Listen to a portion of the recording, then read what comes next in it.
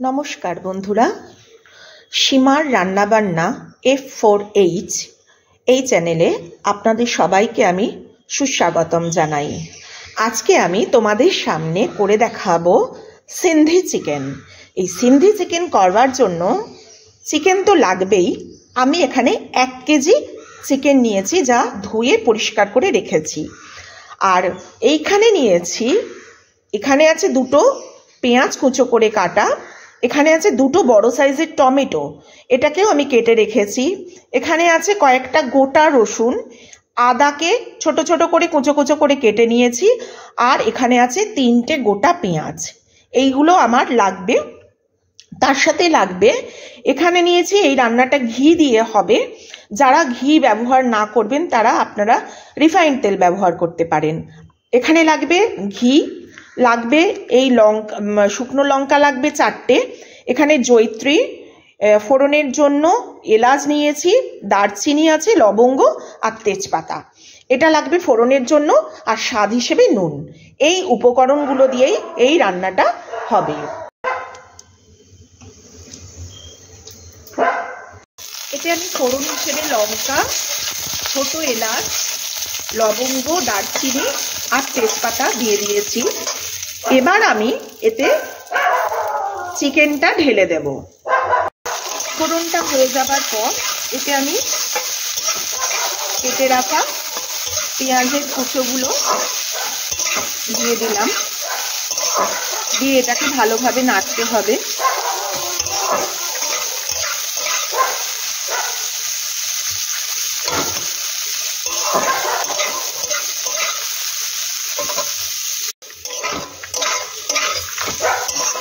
এটাকে খুব ভালোভাবে নাড়াচাড়া করব। তোমাদের তো বলেইছি, এখানে আমি ফোড়ন হিসেবে ব্যবহার করেছি এই 3টে শুকনো লঙ্কা, তেজপাতা, 3টে ছোট এলাচ, লবঙ্গ 3টে আর দারচিনি। এরপর পেঁয়াজ দিয়ে দিয়েছি, পেঁয়াজের কুচিগুলো এবার ভাজা ভাজা হয়েই এসেছে প্রায়। এবার আমি এতে দিয়ে দেব টমেটো কুচি। এতে আমি মোট 2টো টমেটো নিয়েছি। এবার নিয়ে এটাকে কিন্তু খুব সুন্দর করে, যতক্ষণ না টমেটোটা গলে যায় ততক্ষণ পর্যন্ত এটাকে নাড়তে হবে। তার জন্য আমি এখানে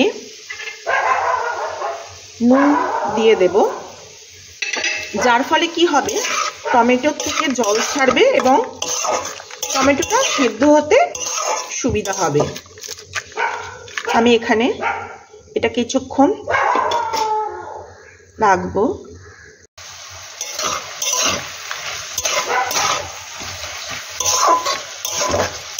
টমেটোটা যাতে ভালোভাবে সুসিদ্ধ হয় তার জন্য আমি এখানে একটু চাপা দিয়ে দিলাম, দিয়ে গ্যাসটা একটু কমিয়ে দিতে হবে।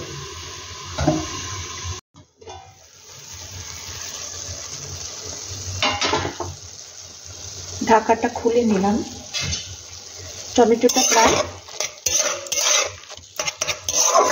গলে এসেছে। এবার আমি এতে অ্যাড করে দেব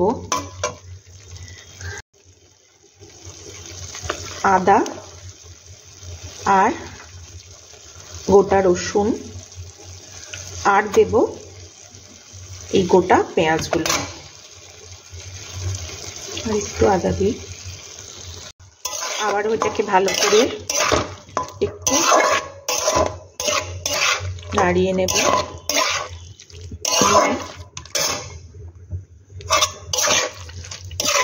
টমেটোটা যখন সেদ্ধ হবে সেই সময় গ্যাসটা একটু কমিয়ে দিলেই ভালো হয়। এটার রং আস্তে আস্তে পরিবর্তন হয়ে যাবে। এবার এটা আমার নাড়াচাড়া করা হয়ে গেছে। এতে আমি এবার মাংসগুলো দিয়ে দেব। এতে এবার মাংসগুলো দিয়ে দিই।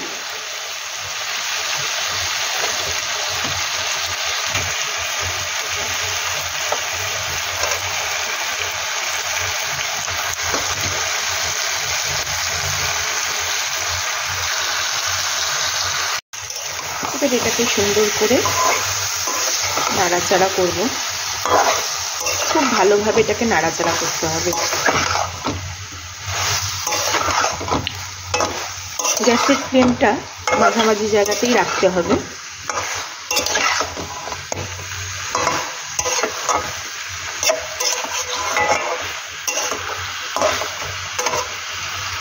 মাংসর থেকে জল ছাড়ছে, আমি এই সময় কি করব, এটা চাপা দিয়ে গ্যাসটা একটু সিমে করে রাখবো। এবার চিকেনের ঢাকনাটা আমি খুলে নিলাম। দেখো বন্ধুরা, চিকেন থেকে কত জল ছেড়েছে। মাংসটাও কিন্তু অনেকটা প্রায় সেদ্ধর দিকে।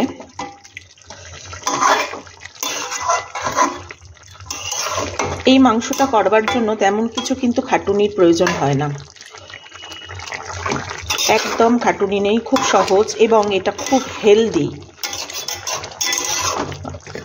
যারা হয়তো বড় কোনো অসুখ থেকে উঠেছো বা কিছু, তাদের মুখের স্বাদের পরিবর্তনের জন্য এটা কিন্তু অসাধারণ খেতে লাগে এবং সবার জন্য এটা ভালো।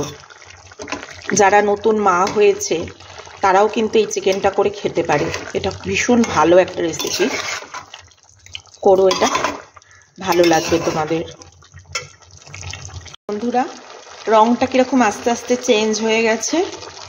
আমি এবার এটার মধ্যে একটু গরম মশলা গুঁড়ো দিয়ে আবার নাড়াচাড়া করে নেব।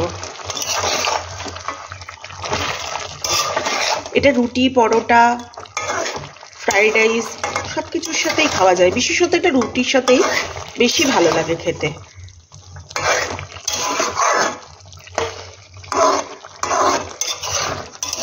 আবার একটু চাপা দিয়ে দেবো, যেহেতু আমি রান্নাটা সম্পূর্ণ একটু গ্যাসটা সিমে করেই করছি।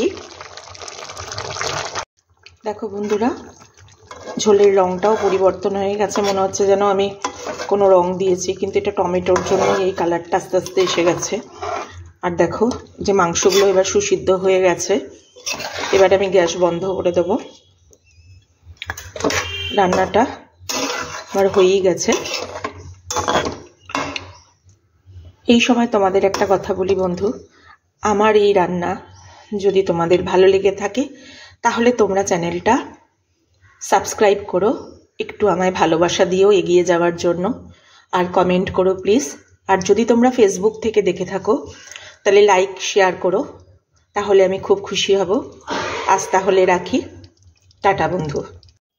রেডি হয়ে গেল সিন্ধি চিকেন।